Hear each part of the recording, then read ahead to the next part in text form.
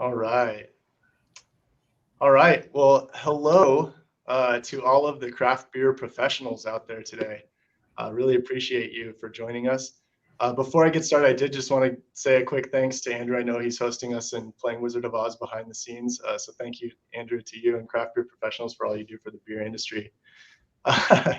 um, I am personally extremely excited to have Frank Yu and Cam Yu here today to talk to us about your membership programs at your different breweries. I think that a good mug club or beer club program can be a really powerful way to connect with your best customers and to really build lasting relationships with them, and a huge asset to your brand overall.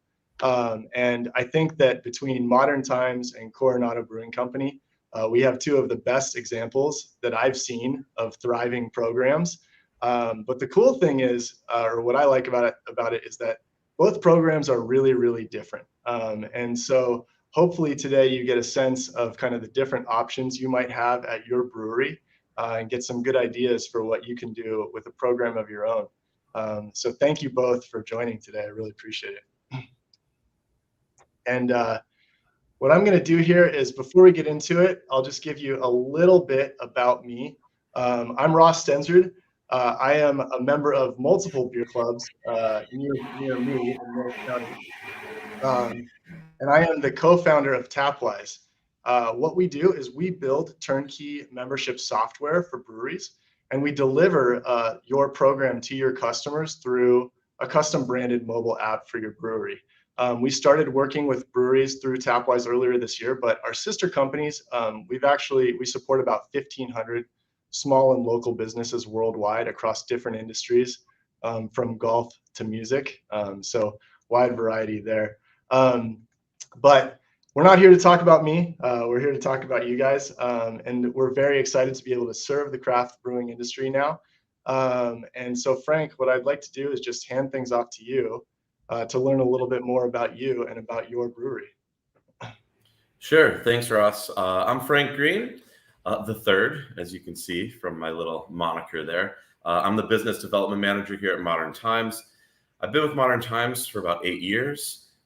Previous to that, I worked for a brewery called the Lost Abbey, and then a few other smaller breweries. So I've been in the industry for about 14 years now. Lots of people know Modern Times. We've been crazy busy for the 10 years we've been in existence, and it's been a wild ride, to say the least. So, and right now I'm focused on helping out our beer club, and I also provide a little bit of time to the coffee side of our program as well. Excited to get into the information and let you all know what we do here and how we try to differentiate ourselves with our programming. Awesome. Yeah, thanks so much, Frank. And Cam, what should the people know about you and about Coronado Brewing Company? Hi, everyone. I'm Cam. Thank you so much for having me today. I work for Coronado Brewing Company as our marketing and events coordinator, focusing mostly on like social media, also working beer festivals, events, different things like that, engaging with our customers. And I actually started 2.5 years ago. I graduated from San Diego State, so go Aztecs for any alum. And yeah, I'm having the best time here. Coronado's a great company. It's been around since 1996. So we have a little bit of history with our mug club that we can kind of go over, some tips and tricks, maybe some things you can avoid doing. And I'm really excited just to be here and learn about Modern Times as well, because they have a really awesome program. It's very different from ours, but it's a great way to see like what you can do. So thank you. You bet. Yeah, thanks. So, Frank, when I first learned about your program, the name of which is on screen, I thought to myself, this is absolutely amazing. But I had no idea the layers that I was about to uncover, to be honest with you. So can you dive into your program a little bit and tell everyone how it all works? Great. Sure, absolutely. So as you can see from the screen, our program is called the League of Partygoers and Elegant People. That is the overall encompassing name of the program. We also have a higher tiered invite only group of people that are entitled the Theory of Leisure Committee. I should add that in there as well. So we do have a large program. I'm not going to tell you how many because I like to keep it secret. Let's call it between 5 and 5,000 people.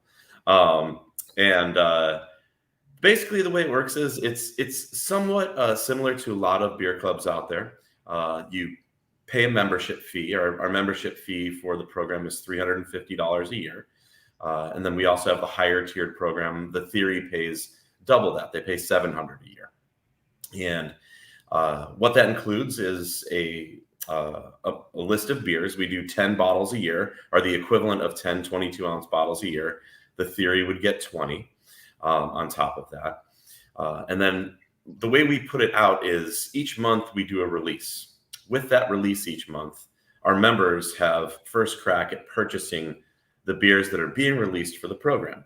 So, for example, in January, we'll be releasing our beer Modem Tones Vanilla. Our members will receive 2 bottles of that to start off the year in January 2024. But we'll also be releasing 2 to 3 other bottles at that time. Now, we know how many members are in our club, so we want to make sure that we right-size the production and we sell that beer out. So it's only available to our members. We have a good idea of how much we go through now after running this program for 10 years. So when we do those releases, each month they get an included bottle, but they also get access to those special one-off beers that we put off on a monthly basis. By doing that, it allows our folks to have a very controlled and exclusive program where they're the only ones that are available to get these beers. We've had a few non-sellouts this year. For the 10 months we've gone through, we've only had 2 months that we didn't sell out all of the beer, which at that point we do make available to the public. We also do events all year long. There's certain things that we do to add on top of the beer itself. Every month there's something going on, but the big events are a welcome party that we do in late February, early March. It's an exclusive beer party just for our members. We do it down at our production facility where we have our barrel aging program. We call it the Fortress of Gratitude. Basically it's a program just for our members where they get to come in, and we do one-off beers for that, usually 8 to 10 beers that are only made just for them, just for that event. We don't bottle them. We don't can them. They're strictly draft. We do that again in the fall. We just announced that we're doing our November member blender, is what we call it, which is sort of an end of the year party. And we also do an anniversary party in the middle of the year where all of our members get first crack to get in. And then we have other events throughout the year as well, like a barrel tasting. We've done a bottle share as well, hosted at our Encinitas location. And then outside of the events, we also do merchandise. This last year, all of our members received a tin tacker. We did a 22-ounce koozie jacket that zips up over the bottles, which was really fun. We made custom hats this year that were modeled after minor league baseball teams. We had a little narwhal on the front, pretty cool. A cartoonish narwhal, which is our unofficial mascot. And this year coming up, we've got some really cool things that we're going to include in our memberships. And those are going on sale today. And I can go over more stuff in the future here, but that's sort of the synopsis of the program through the year. Frank, what's it like being in a marketing meeting where you're coming up with a name for your program? Because you've got some of the most creative names that I've ever heard of. So yeah, the name of the program, along with the names of the beer. I mean, there's a think tank that goes through and puts these in, but we have to submit all our names to the state, so we try to get ahead of it a little bit and throw out some new ones. We're big fans of alliteration. And some of the fun things too, and a little secret to the program, very early on, we had a beer that was coming out that we called out the name of the barrel. So let's just say, as an example, we said, oh, it's our Monsters Park aged in Jack Daniel's barrels. So way back in the day, this was like 10 years ago, we got a cease and desist, like, no, you can't use our name on your beer. And we're like, okay. So what we decided to do was make funny names up for, or, fun synonyms for the names that we're barrel aging in. So if we barrel age something in a, let's say a Blanton's barrel, right? If you're familiar with Blanton's whiskey, they've got a cap, a little tiny horse on the top. So we call those tiny horsey barrels. That's kind of a fun thing that we do to keep it light and, fun, because beer's fun. We want people to enjoy it. And yeah, that's kind of one of the funny things that we do to have a little fun here. Awesome. Well, thank you, Cam. Flipping over to Coronado. I have a number of friends who live in the Claremont area who have been members of your mug club for years. So can you tell us about your program? Yeah, for sure.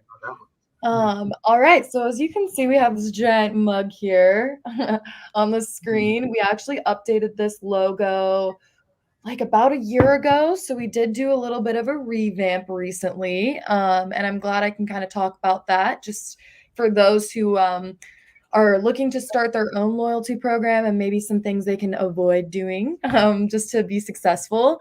So it is currently $100 to sign up, and you get $5 credit for every $100 you spend.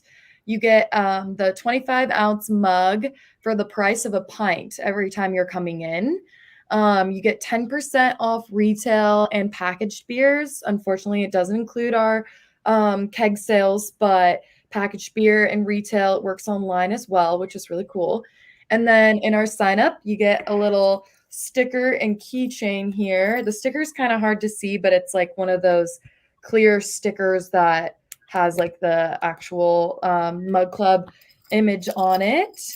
And we also just recently implemented a little t-shirt as well that I wanted to show everybody, just so you can kind of check that out. But anyway, our mug club started in 1996 on day one. A little fun fact, each member had a mug like this with their name etched into it, and they kept the mugs at the brewery. And whenever you'd come in, you get to use your own mug. But obviously that gets a little crazy when you have a bunch of members, a bunch of different mugs with different names on them, and you're trying to find the right one. So over time, we lost that part of the mug club. But hey, you could etch your own name and bring your own mug if you really wanted to. But just as a tip, you might want to avoid the personalizations and stick to something general just to make it a little easier for your whole squad. But we started on the island, Coronado Island, in 1996. And day one, we launched our mug club. I believe it was like $25 per person to get the personalized mug. And then from there on out, we just slowly started adding on to that. And then here we are today with our official 2023 Mug Club rewards. So we used to strictly just say like Mug Club member. And then we kind of shifted in 2022 to our Mug Club rewards or loyalty program. That was just so newer folks or those who hadn't been with us since 1996 had like a better understanding of the program, felt more involved. We have a lot of like locals or people that have been in the Mug Club since before I was born. So, we have some diehard fans. But yeah, it's a great way for us to engage with our customers. We have 2 for Tuesdays, which is double points day. So, on those days, like a Tuesday afternoon where you might not see as many customers, you can add something like a double point day, or like we used to do Mug Club Monday, which we shifted away from that just to do our double point Tuesday. But it's a good way to maybe bring customers in on those slower days when your bartenders are not seeing too many people. But since we have that double day, we see a lot more foot traffic. And overall, our Mug Club reward members are usually, folks that have been with us for a long time, but then they also bring in a lot of family and friends as well. Since we expanded from our Coronado Island location to our main brewery in Bay Park near Claremont, like Ross was saying. And then we also have a location in Imperial Beach. Unfortunately, we are closing that location down within the next month, which is a whole different conversation. But we see a lot of different members from Imperial Beach, Coronado Island, and the main San Diego Bay Park area as well. So you can use your Mug Club rewards at any of our locations. And any Tuesday, you get the double points. Anytime you come in and you order a mug, it'll be the price of a pint. And then all of those points, every time you make a purchase, you're adding points to your membership, which is actually a physical card. It's like a Mug Club card. It's tied to your name. And when your bartender scans your card, they can show you how many points you have and, how much money you've been saving, that type of thing. And so we see a lot of Mug Club members at all three of our locations, not just one, which is pretty cool. And you can also acquire points online when you make online purchases as well. So it's a really great way if you're a loyal CBC fan to just be earning some value back for your purchases. And it's kind of a way for us to say, like, thank you so much for being loyal. And we just love connecting with our Mug Club members at the bar every day, not just Tuesdays or Mondays. So that's a little overview. Awesome. Frank, you mentioned that you guys do member events. Cam, and do you guys also have member events for your Mug Club members in Coronado? Yeah, so unfortunately, we don't do like member specific events. We try to keep it full public only, but we do, if it's a ticketed event, we'll send our Mug Club members like a coupon code for early purchase. And then we also have like a weekly email that's sent out to our Mug Club members before everybody else. So they are getting new info about like merch, events, different opportunities to come hang out with us ahead of time. And so that's kind of what our events look like for our Mug Club members, but we haven't had any like special events for Mug Club members only. Gotcha. Okay. So one of the things that I'm curious about is pricing for your Mug Clubs. Cam, you touched on this, like price has gone up over the years. Finding the right price for a beer can be hard enough, but finding the right price for a Mug Club is a whole different animal. And so maybe I'm hoping, can you guys talk to me a little bit about how you guys came up with the pricing structure for your Mug Club? Frank, going back to you. Sure. So we wanted to set the price in an area where we kind of put it at an equal level of what it would cost to purchase those bottles retail. So 10 bottles of our barrel-aged beers in a 22-ounce format, we generally sell them anywhere between like $32 and $34.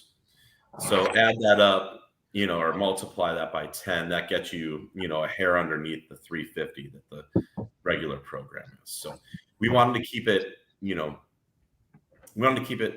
alluring for our customer base to say, hey, that is worth it alone, right?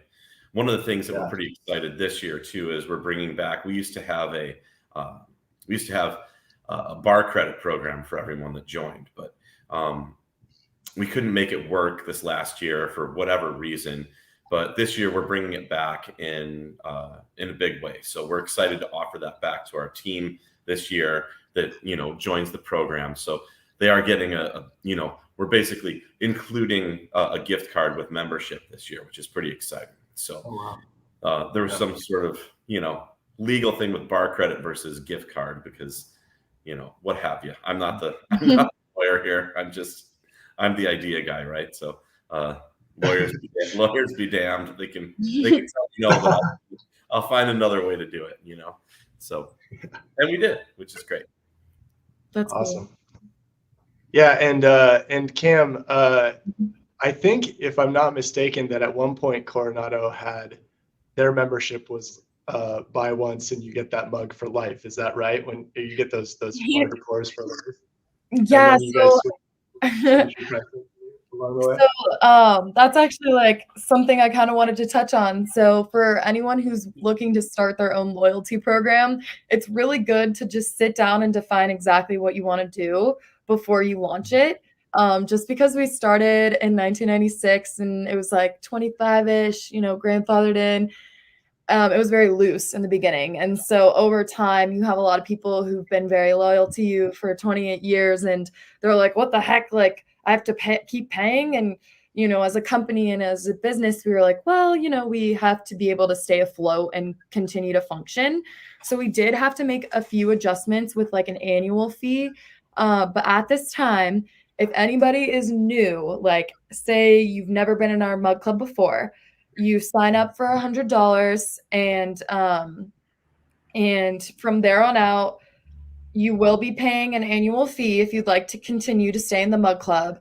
But for anyone that was in the mug club before and was grandfathered in, they will not have to pay that fee every year, but instead they paid a one-time fee. And so it's kind of the only way we could keep the peace and keep everyone kind of happy. And for all of our members that do come in and show interest in the mug club, they do see $100 as an amazing deal for everything that comes with it. And we've seen loyalty there.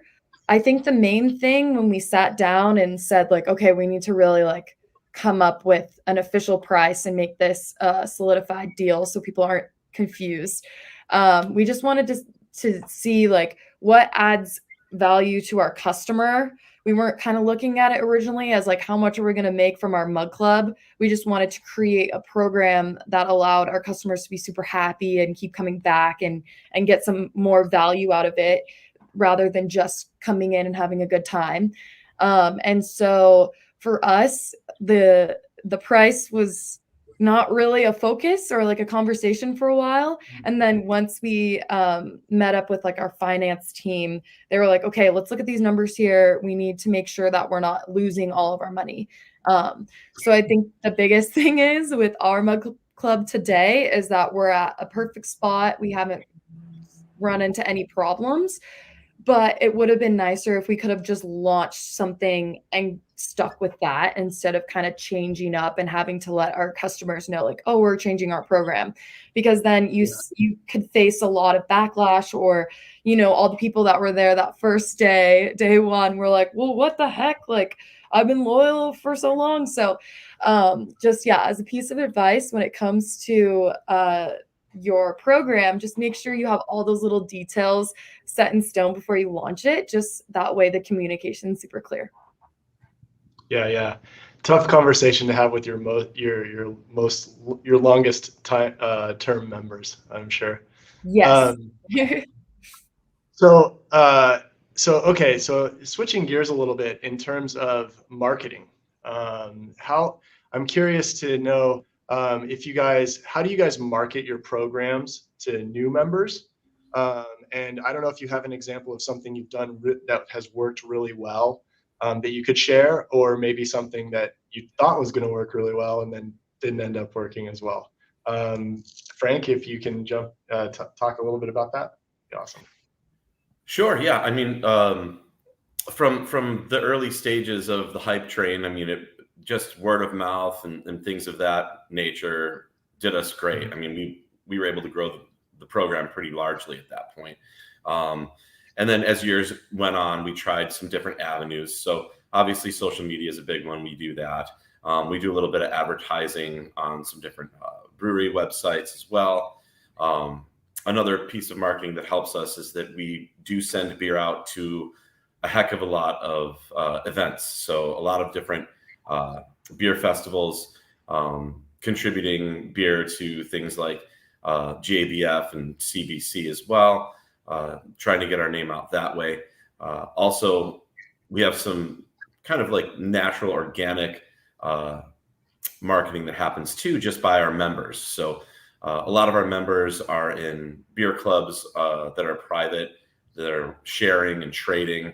The trade market is big. So a lot of things like that help us as well. So never put a lot of money into the marketing as far as like from a monetary standpoint. We use more of the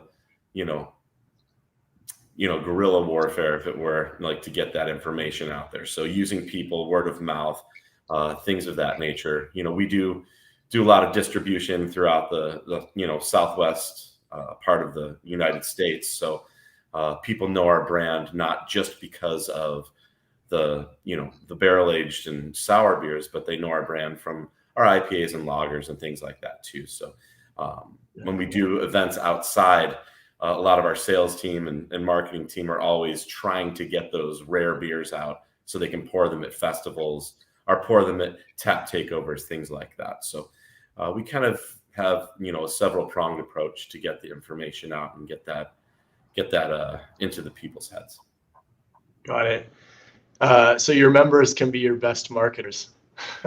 Yeah, they certainly are. They certainly are. Yeah. How about you, Cam?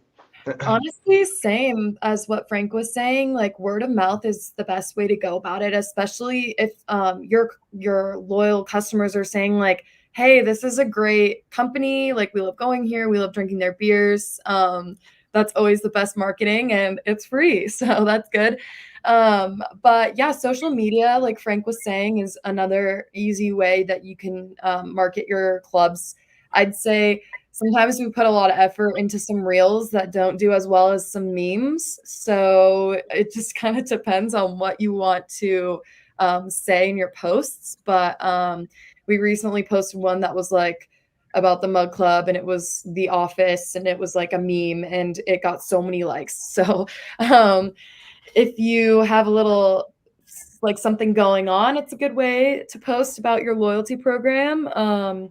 Or doing like Instagram, Facebook ads as well can be good.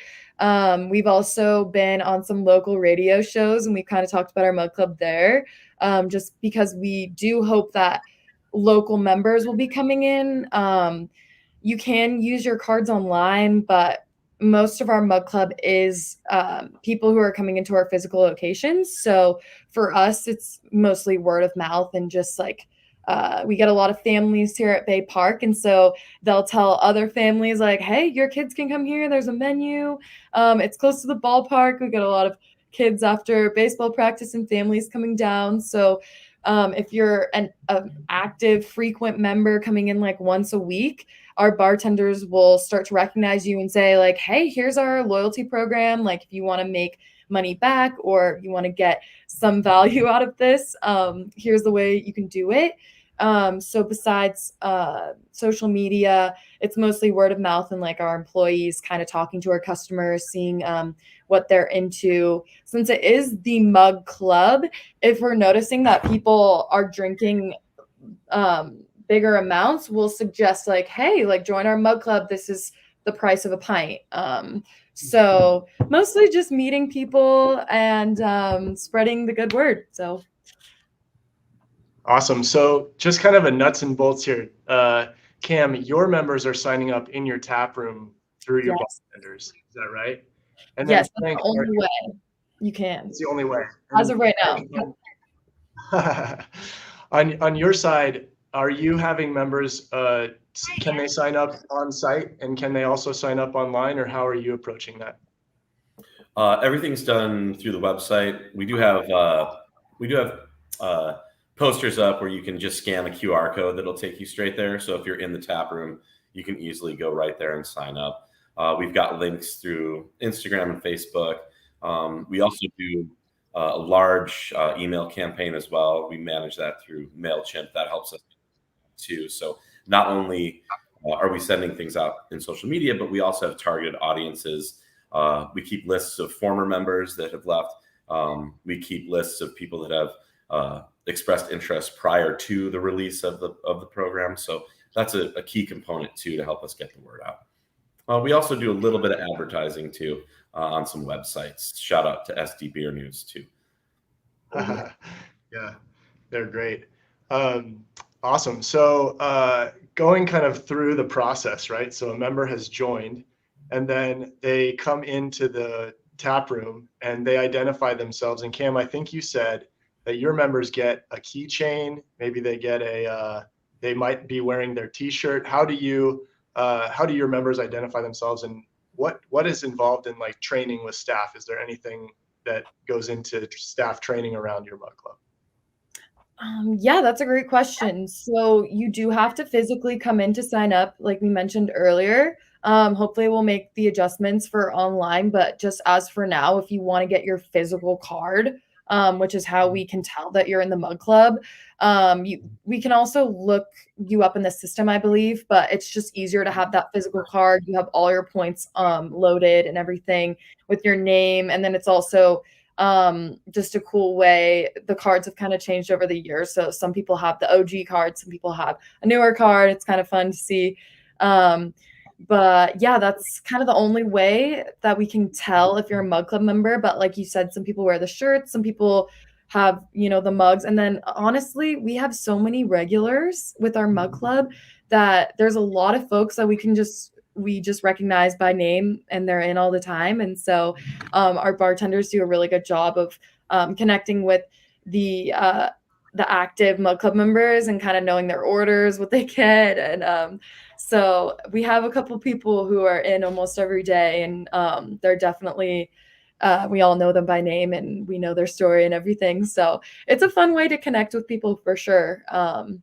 And I saw a question from Evan on the side about how we handle high ABV beers with our 25-ounce pours. And that's usually just involved in our staff training and, just recognizing people's like levels and limits. And we haven't ever really had a problem. I mean, we do have Big Weekend Double IPA, which is at an 8.8%, so pretty high. And I think our bartenders maybe just, try to suggest the lower beers. And if they recognize someone's drinking a little too much, they'll cut them off. But I haven't heard of anything too crazy. We haven't had any issues there. So just, having a bunch of variety in your menu. If you have like your core beers and you have a couple that are high ABV, maybe have your team make some like innovative beers that are lower that guests can try in a mug. We also have ciders as well, which are at lower ABVs as well. So it just kind of depends. But that was a good question. And so Frank, same kind of question to you. How do you recognize your members when they come into your tap room? Are they in their if they're not wearing their League of Leisure jumpsuit? Well, there's a couple different things we do. Each year, as part of our membership, each member is given a challenge coin, which is really neat, and they're different every year, and that allows them to identify themselves as a member if they come in. It's also a fun thing that we do between members. So if a member sees another one in the tasting room and they have their challenge coin and they put it down on the bar, the other member doesn't have their coin, they have to buy them a beer. But if they do have their coin, then they have to buy the other person the beer. So it's kind of a fun little thing that we do. We also have them tagged in our Shopify program, which is available at all of our pickup locations and breweries. So if someone comes in and says, "Hey, I'm a member, I need to pick up my bottles," they can easily be listed and they're tagged in those systems as well. And again, just like Cam was saying, lots of regulars. We've had, some staff here that's been on for quite some time in the front of the house. So they've gotten to know people. We have a lot of the same folks that come in and enjoy our beers. Another thing too that gives it a little more exclusivity is that we do have, on a regular basis, we have member-only taps that we have in the tasting room. So cool. They're the only ones that are able to get the beers when they come in. They're also some of that is also made only available for crowlers too. So we have exclusive crowler fills as well for that. And the Theory, which is cool, which is our higher tiered club, they can get a crowler of anything they want anytime, which is pretty fun. Oh, That's cool. really cool. So Frank, when we were talking earlier, I think you mentioned that you have some international members. Yeah. Can you talk about how you handle members from kind of a distance? Sure. So right now, we have members pretty much all over the world part of this program. And we have predominantly our members are in California, but we do have a lot of folks that are out of state and international. So what we allow for our members to do is to elect a proxy in order to pick up their beers in person. So we have a pretty set of rules that says within the release month, you have 120 days to pick up your beer. So we will store and hold it for 120 days. And we have releases every month. So this gets a little hairy for the front of house folks and for our folks doing inventory. But keeping it that solid 120 days makes it easy for folks to know that they have to pick up within a certain window. And folks that are from out of town, it also gives them an excuse to come and visit. So if they can make it to San Diego 3 times a year, they can pick up all of their beer in those 3 visits, which is really fun. We have one gentleman that flies down from Canada and just holds up, and then he attacks and comes down and gets everything all at once. And he's a great guy. So it's fun to have those connections and to meet people from out of state and out of town. And believe me, people want to be able to get their beer shipped. Right now, we only ship beer to California and Oregon. So outside of those 2 states, we haven't found it. We haven't found the juice to be worth the squeeze to ship outside of those 2 states yet. But we have the option to. I think you can only legally ship to 14 states from brewery to residents right now. So sometimes it can get expensive. Oregon makes it really easy for us to do business there. So other states hopefully will come along soon to make it easier for us. Got it. Awesome. So I'm curious also, we've talked about kind of the how your members are your best marketers and things like that. But how do you guys measure the success of your program now? Is it intangible, tangible, just kind of some of the things you're looking at? Ken, you want to start us out there? Yeah. Well, our finance team is definitely interested in the numbers, but I guess, excuse me, sorry, I've been recovering. It's getting to me, sorry.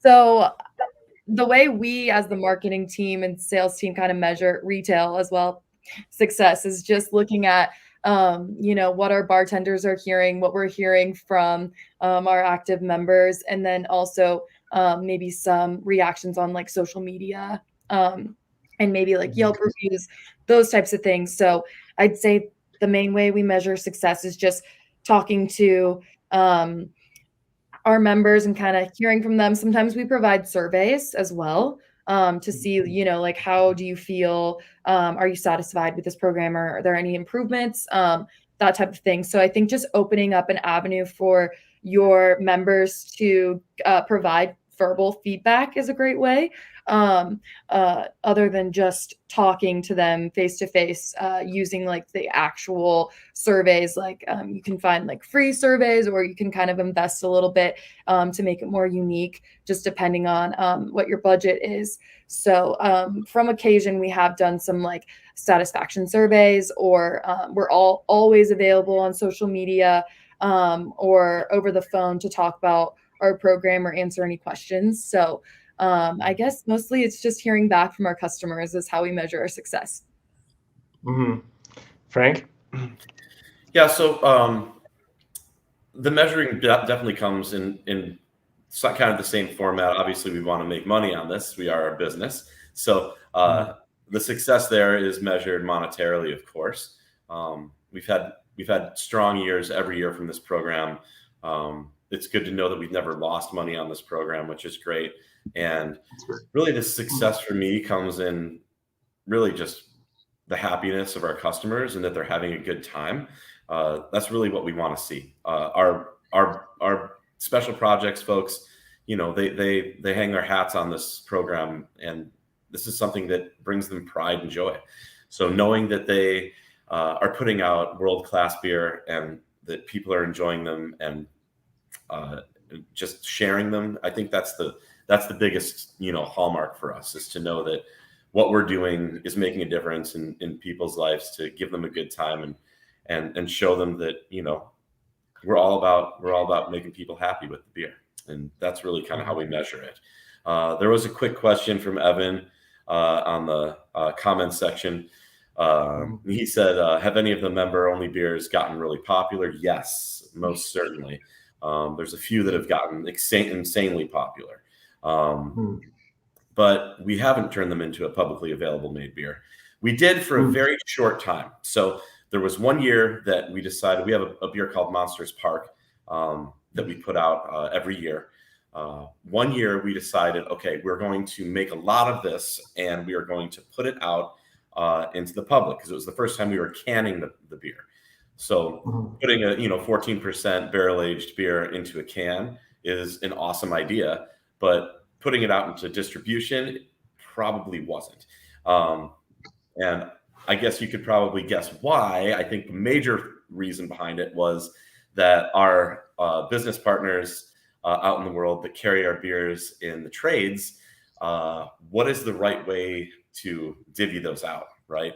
You've given yourself a serious issue right from the start when you're playing favorites with longtime customers. So a bottle shop A might sell through 300 cases a year, but bottle shop B might only sell through 50 cases a year, but maybe they're a smaller shop, right? Maybe they can only sell through so much.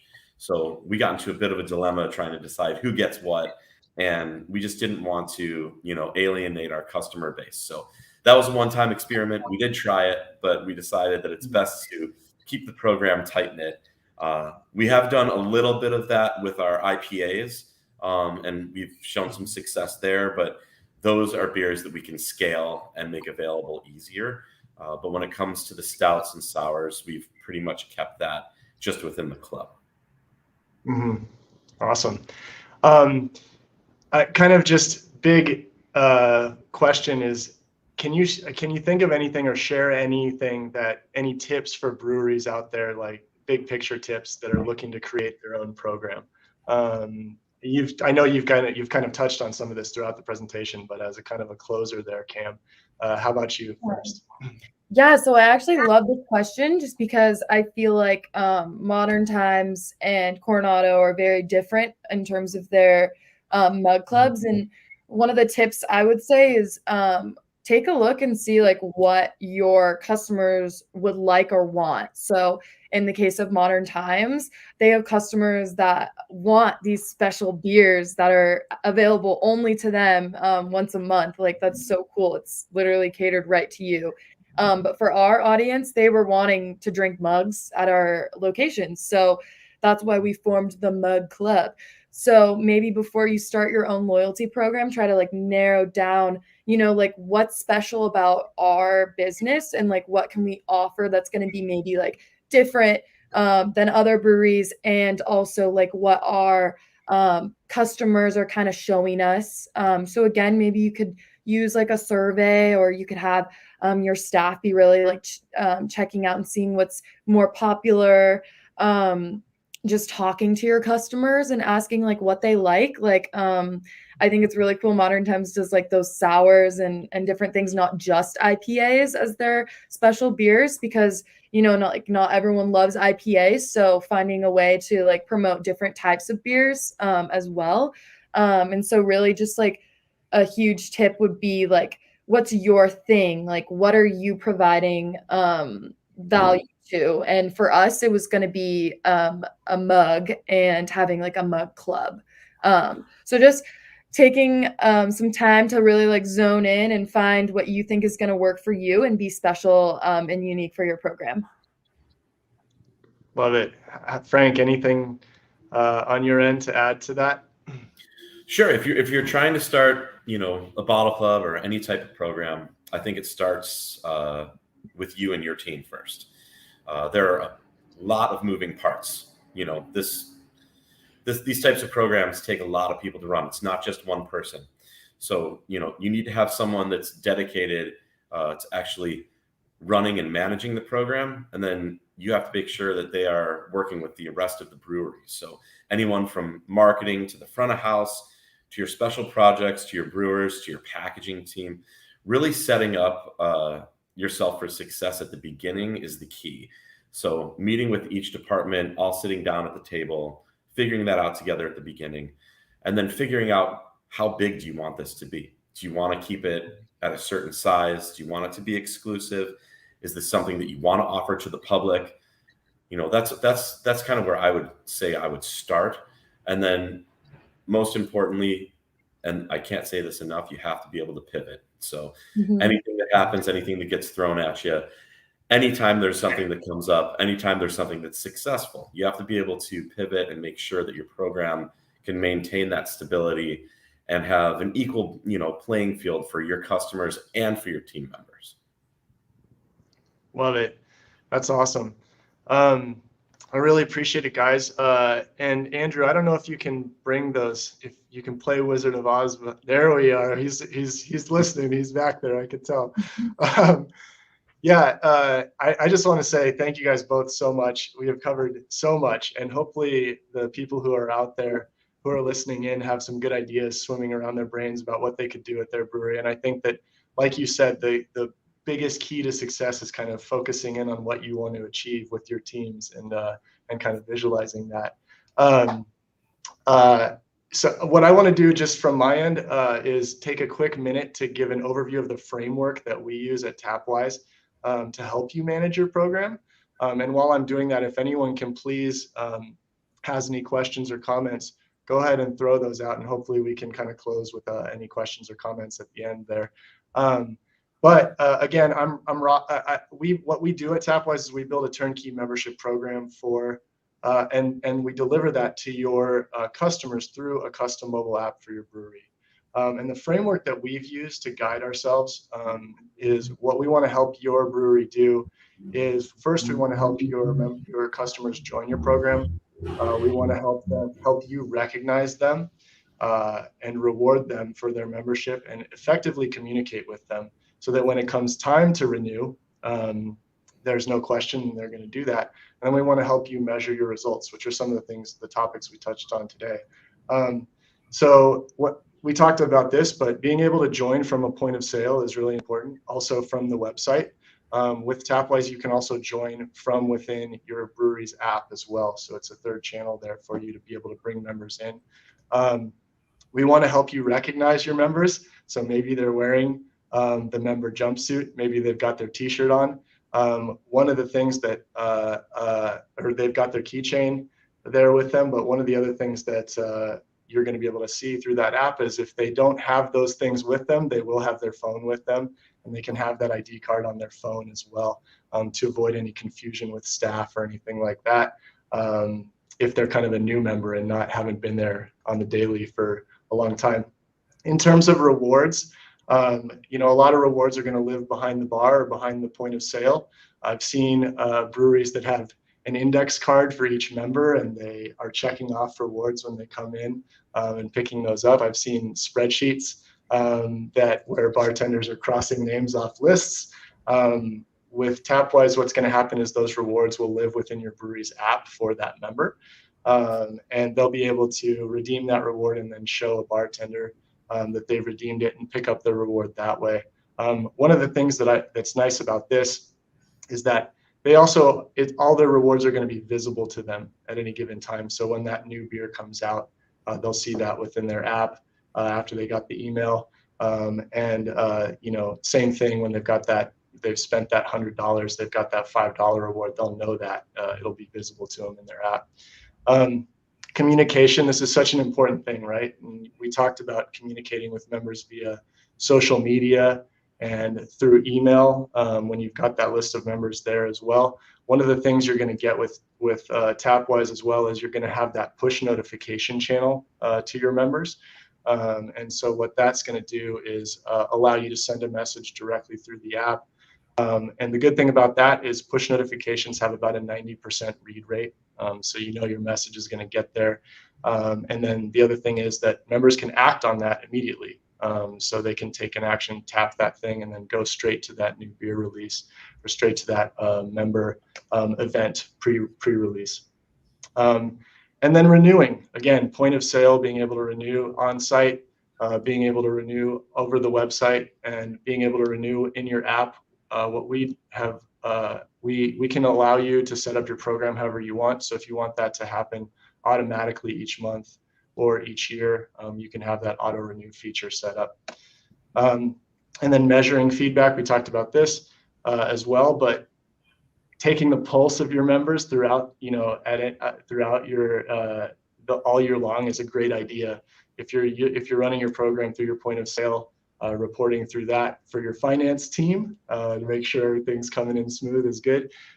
With Tapwise, you're going to get an online dashboard that'll show you revenue over time, as well as the rewards that you have outstanding and who has redeemed them. So, but that's enough about me and about Tapwise. Again, Frank and Cam, thank you so much for talking about your programs today. I really appreciate it. It doesn't look like we have any questions in the chat, but for those of you who are shy, we have our email addresses available as well. And so please feel free to hit at least me up anytime. Happy to talk. I love this subject. Happy to talk about it. And anytime. So yeah, thank you guys. Thank you both so much. Thank you to Andrew and CBP as well for everything. And we'll close it out there. Thanks, guys. Thank you so much. I hope everyone has a great day. All right. Appreciate it, guys. Have a good one.